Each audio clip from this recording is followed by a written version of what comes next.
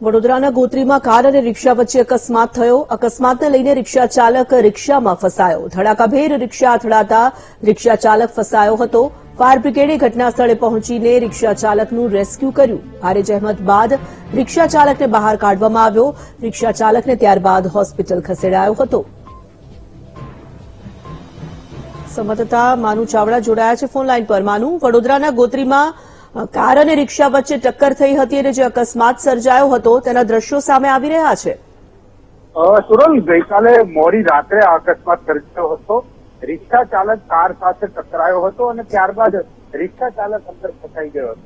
Fire બ્રિગેડને બોલાવવામાં આવી અને જે રિક્ષાના સ્ટેરિંગ વચ્ચે રિક્ષા ચાલક ફસાયો હતો એને ફાયરના જવાનોએ બહાર કાઢ્યો. સમગ્ર ઘટના છે એના વિડીયો આવી રહ્યા છે અને રિક્ષા ચાલક બહુ ભયંકર રીતે અંદર ફસાયો હતો. ફાયરની ટીમોએ એને બહાર બાબતે નોંધાઈ નથી, પરંતુ પર પહોંચી એના સમગ્ર કાર્યવાહી કરી હતી. ધન્યવાદ માનુ.